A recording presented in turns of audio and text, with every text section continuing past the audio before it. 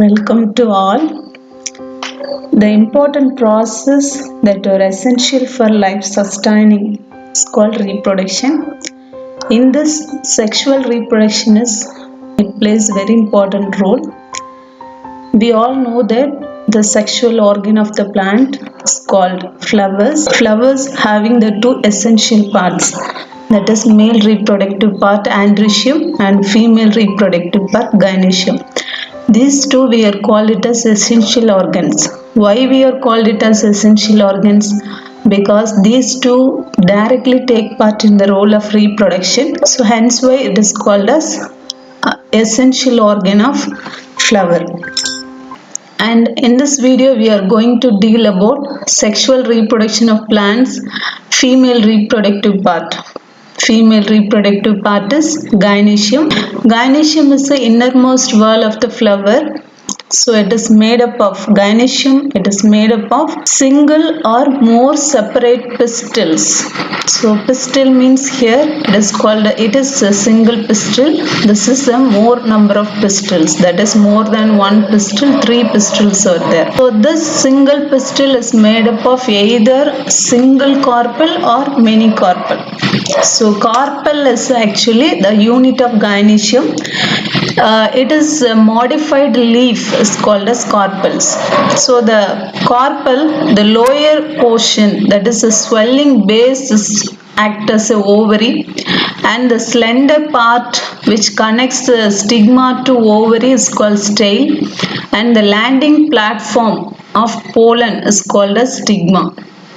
So this is actually one pistil. So a pistil is made up of one separate ovary is present. So here it is more than one ovary, style and stigma is there. So this is called more than one pistils. So gynoecium is either made up of a single pistil or more than one pistil. A pistil is made up of a single carpel or more than one carpel. Suppose a carpel is present either in free in condition or fused in condition. Carpels are free, the term we called it as apocarpus. Suppose carpels are fused, it is the condition is called syncarpus. If it is fused, all the locule means the chamber in which ovules are present. So this is called as locule. Locule, it may be fused or in free in condition. So here mostly locules number which is correspondingly equals to the carpels number. Suppose here 4 carpels are present, 4 locules are present. In some cases that locules are fused together to form a single locule. So this is the syncarpus unilocular condition. So this is about difference between the pistil and carpel and locule. So gynoecium, so simply we call it as gynoecium may consist of unicarpellate pistils or multicarpellate pistils. Next, in this part we are going to discuss about structure of ovule, that is megasporangium. Then types of ovules, different types of ovules are present. Then development of megaspore, that is the process is called megasporogenesis. Then development of female gametophyte, that is embryo sac. Here monosporic embryo sac. Then structure of embryo sac. So these are the part we are going to study about in this video. Then structure of ovule. So structure of ovule is otherwise called megasporangium, which is consist of 2 parts, stalk and body. So this is actually an inverted ovule structure. This is called stalk and this is the body. So it consists of 2 structures, stalk and body. Stalk of the ovule is called as funicle or funiculus. And then here the vascular supply, xylem and phloem, the tissues which are present, and the point in which funicle is attached to the body is called as hilum. So that is a junction point which connects the funicle to the body. And raphe means if in the case of inverted ovule, the hilum which forms a ridge, so that is the structure is called as raphe. And the body of the ovule, which is made up of a mass of parenchyma cells, this is called as the blue color cells, which is called as nucellus. Nucellus, which play a very important role in to provide the nutrition to the growing embryo sac. So in the case of male gametophyte, pollen grains are the male gametophyte. So that pollen grains which are derived from the nutrition from tapetum. So in the case of male gametophyte, but here it is a female gametophyte. The embryo sac is called as female gametophyte. It derives nutrition from the nucellus. So nucellus, it provides the nutrition to the this embryo sac. So nucellus, which is especially present in ovule. And this nucellus, which is covered by two outer coverings, so they are called as integuments.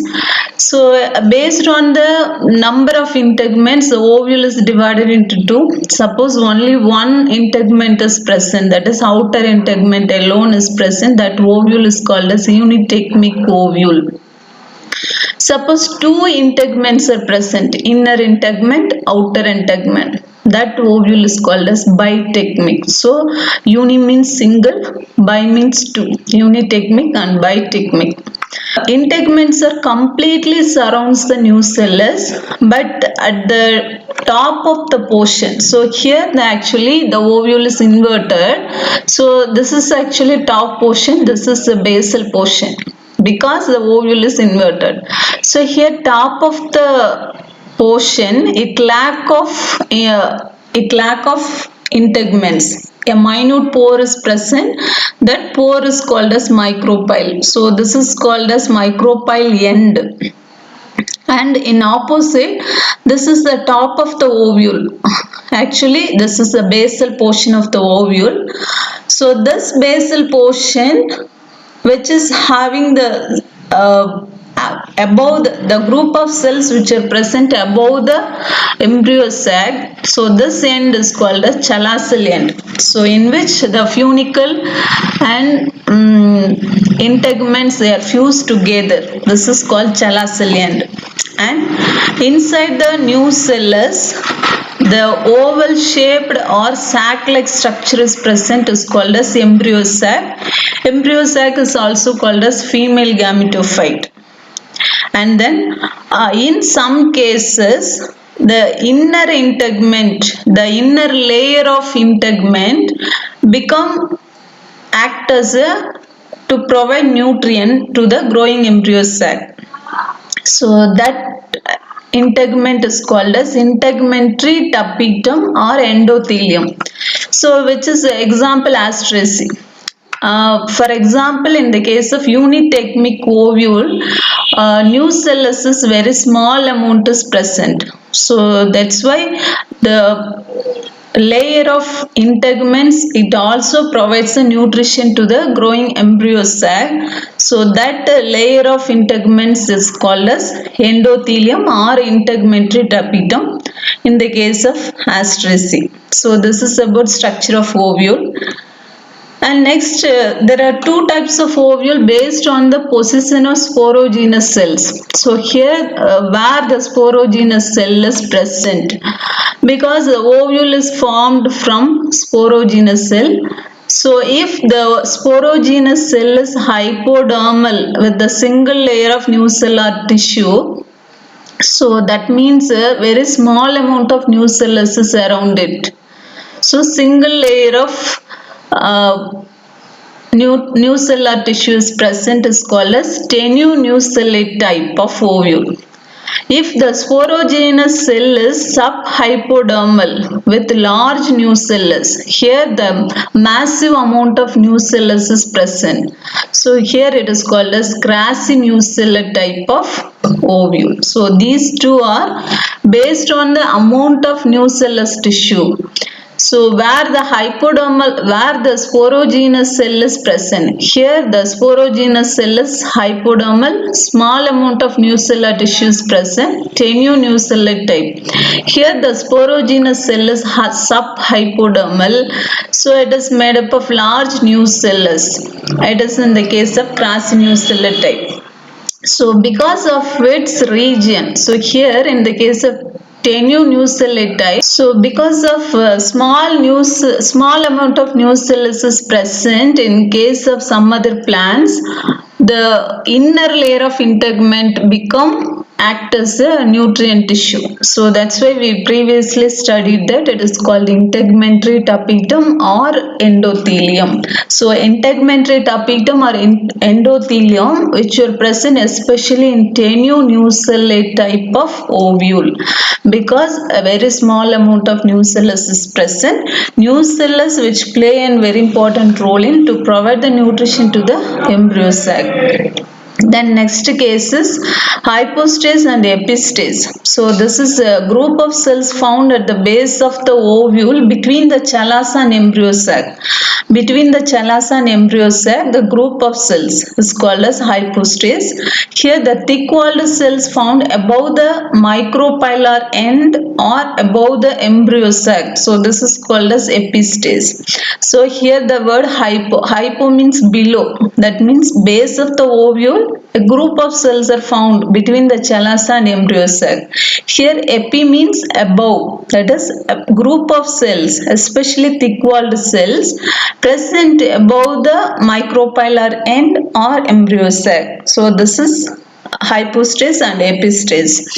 And next moving on to the types of ovules. The ovules are classified into 6 main types based on the orientation, form and position of the micropyle with respect to the funicle and chalaza.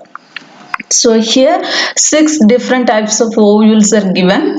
So the first ovule is called as orthotrophous or atrophous. It is simply we call straight ovule. So here the micropylar end is here. Micropyle is present at the distal end. So here the chalaza and the hilum. So all are present at the straight vertical line. So this is called orthotrophous. So here the some of the examples which are provided in your book. Examples are Pypraceae and Polygonaceae. Then anatrophous. Anatrophous they are called as inverted ovule. They are simply we called inverted ovule. So here the micropylar end which is closely they are present with the funicle. Closely to the funicle. So here the chalasal end is present. So most common type of ovule in almost all the dicots and monocots. Here the anatrophous. Anatrophous is simply we called it as inverted ovule. And hemianatrophous. Hemianatrophous it is simply we call T-shaped ovule because it is a T-shaped ovule. The body of the ovule is transversely placed and it is position is right angles to the funicle. So this is hemianatrophous. Hemianatrophous which are present in example Primulaceae. So these are the 3 types of ovule, and next move on to the 4th type of ovule, Compilotrophous. In the case of Compilotrophous, it is a slightly curved ovule. That is slightly curved. So here the micropyle region is slightly curved, and then embryo sac here it is embryo sac is present. Embryo sac also it is slightly curved. So here the micropyle and this place hilum and here chalaza. So these 3 regions which are lie in adjacent to other, that is close nearest they are present. And so this is an example for this Compilotrophous example in the case of Leguminaceae members. Next one is Amphitrophous. So Amphitrophous means it is fully curved. So here the funicle and the chalaza and funicle the distance is very less and it is a fully curved nucellus. So nucellus, after the fully curvature, the nucellus assumes a particular shape like horseshoe. That is, it is also called horseshoe shaped ovule. Here the example is alismataceae, and the next type is Succinotrophus. So this is a characteristic feature of the family Cactaceae. So this is funicle is very long. So that is stalk of the ovule. Funicle is very long and it surrounds the ovule. So this is called Succinotrophus. So Orthotrophus, it is a straight ovule. Anatrophus, it is an inverted ovule. Hemianatrophus, it is a T-shaped ovule. Comphylotrophus, it is a slightly curved ovule, and here it is a fully curved ovule, horseshoe shaped ovule, that is Amphitrophus. Here the funicle is very long and it is a characteristic feature of alone Cactaceae members, that is Succinotrophus. And next we move on to the development of megaspore from megaspore mother cell. So that is a process is called as megasporogenesis. Here the first nucellus is first formed. So nucellus having the outermost layer, that is called as epidermis. Below the epidermis, the layers which is called as hypodermal region. So this one of the hypodermal cells become act as an archisporial cell. So this is the first cell formed in this development. This archisporial cell, it is directly function as, this archisporial cell directly function as megaspore mother cell. But in some cases, archisporial cell is divided into two, primary parietal and primary sporogenous cell.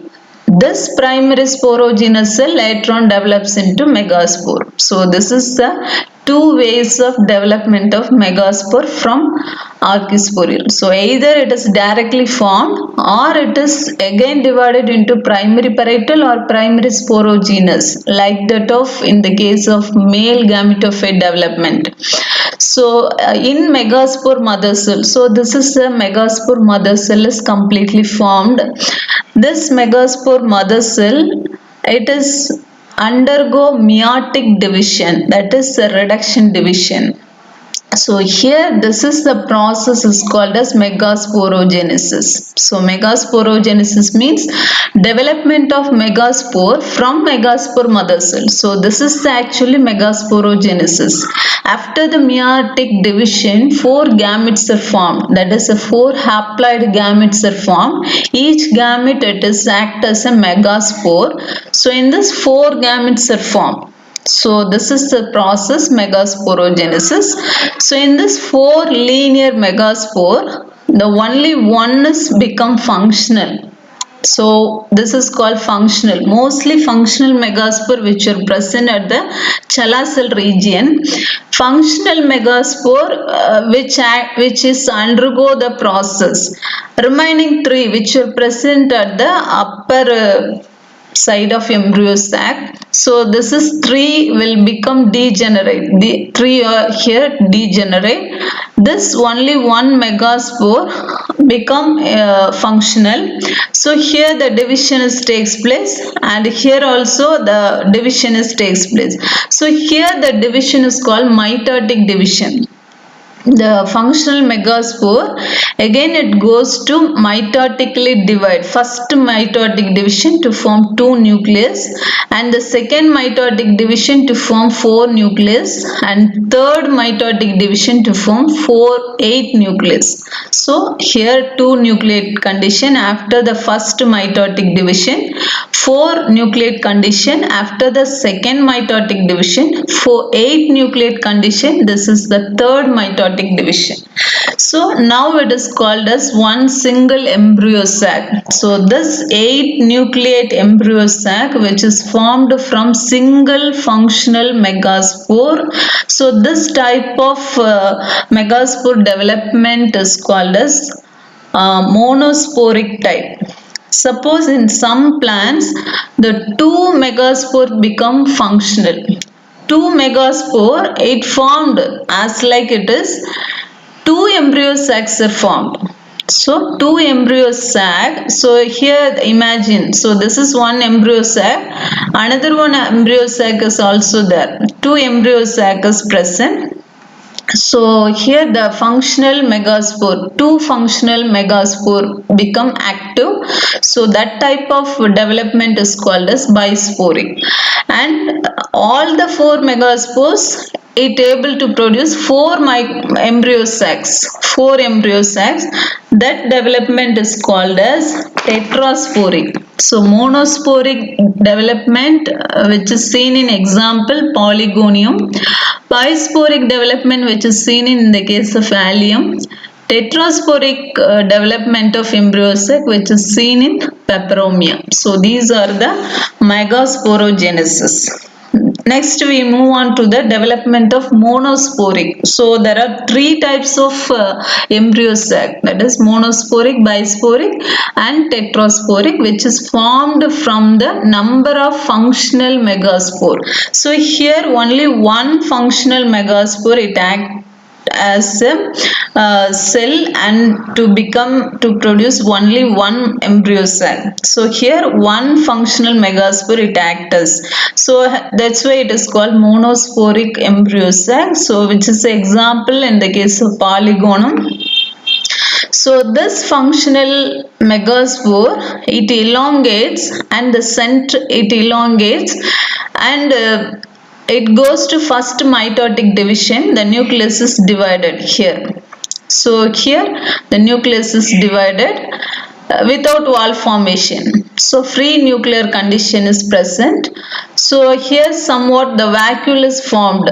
So the vacuole much elongate and push towards the two nuclei towards the opposite poles. Again it goes to the poles. Again the second mitotic division is happen. After the second mitotic division we get four nucleus within a cell, and after this third mitotic division has happened. So here the 8 nucleates condition is present. So this is what development of monosporic embryo sac. Then we move on to the structure of embryo sac. So here the structure of embryo sac, so it consists of, we already seen that it is in the micropylar region it is a 4 nucleus in condition, in the chalaceral region 4 nucleus condition. So that is a 8 nucleus is present inside the embryo sac. So this is the last, after the last division the cellular differentiation will be occur. So in this out of 4 nucleus, 3 of the nucleus will organize to form egg apparatus, and remaining fourth one nucleus will act as a polar nuclei and they are freely present on the cytoplasm. So this 3 cells in egg apparatus which consist of one egg cell and 2 synergids. So this egg cell which act as a female gamete, this 2 synergids. This 2 synergids having the specialized thickening is called filiform apparatus.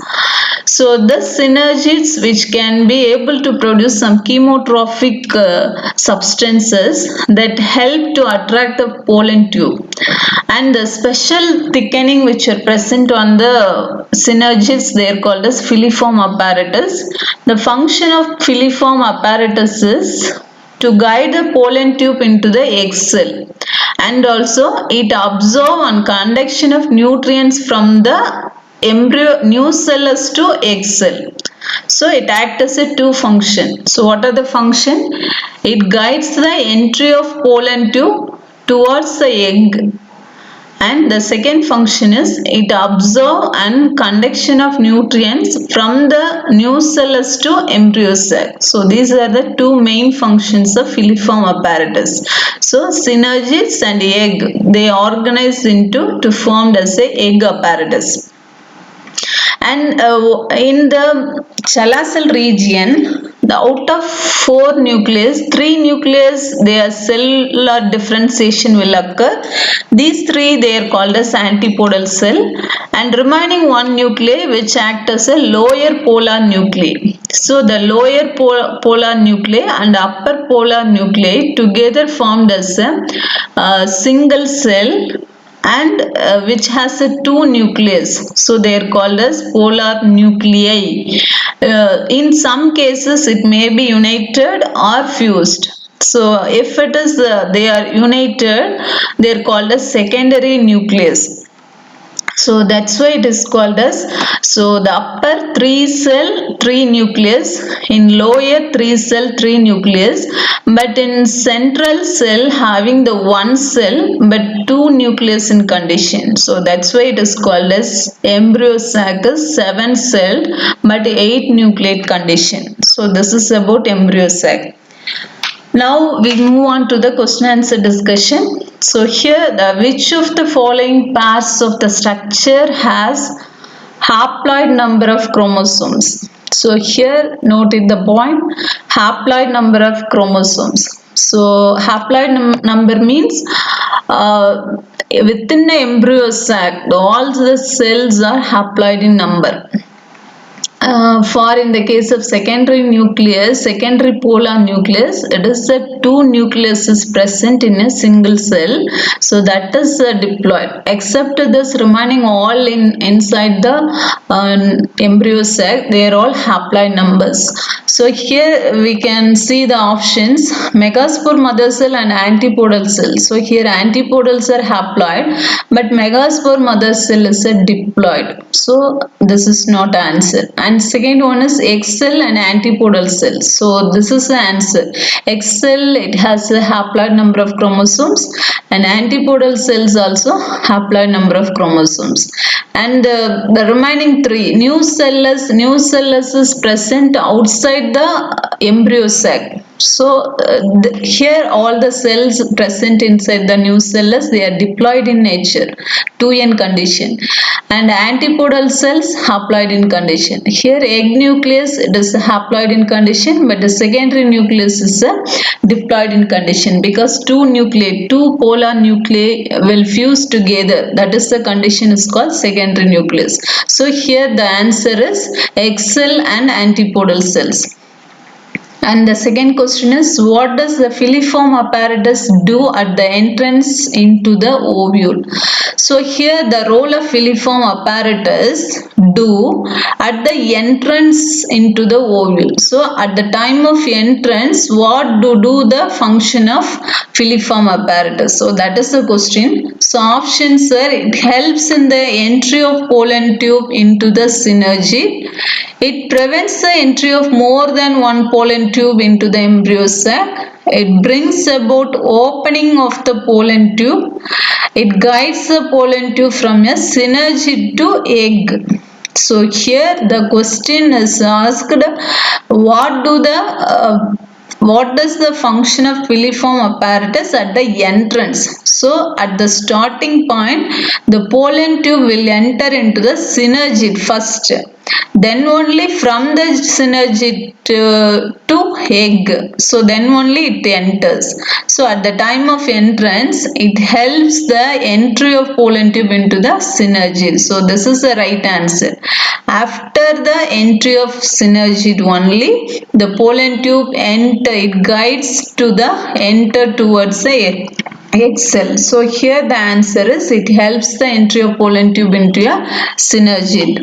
And the next question is, what is the correct sequence of the formation of female gametophyte in angiosperms? So female gametophyte development, that is sequential stages. So here the options, megaspore. So we know that first megaspore mother cell, then megaspore, then after that we are having the megaspores. So this is already we learned that. But before this, nucellus is formed. First development is nucellus. Inside the nucellus, the hypodermal cells which act as a archisporium. That archisporium later on it develops into the megaspore mother cell. So first nucellus is developed. So here nucellus is developed. Then here so nucellus is present in the two options. And after this megaspore mother cell. From the nucellus megaspore mother cell is formed. After this megaspore tetrad, then megaspore, and finally it develops a female gamete. So this is the right answer. Option C is the right answer for the correct sequence of formation of female gametophyte. And next question is, to form 4 fully developed polygonum type of embryo sac in angiosperms, total number of meiosis and mitosis divisions required. So here the question is fully formed polygonum type. So polygonum type means it is a monosporic development, monosporic type of embryo sac development. So in which how many meiosis and mitotic divisions are happen. So here first we calculate the one megaspore calculation. Then after that we have to calculate 4 fully developed polygonum type. So in this we go on that stage. So here the functional megaspore. So this megaspore, so here this is the functional megaspore. After the meiosis only 4 gametes we get. So here only one meiosis is happen, only one division, only one meiosis. After the functional megaspore, it goes to mitotic division up to 8 nucleate condition. How many divisions are there? Here the first division, here the second division, here the third division. So we develop only one embryo sac, we need 1 meiosis and 3 mitosis. So the question is asked to form 4 fully developed. 4. So the only one embryo sac means 1 mitosis, 3 meiosis. 4 means into 3. So the answer is 4 meiosis, 12 meiosis. 4 meiosis and 12 mitosis divisions takes place.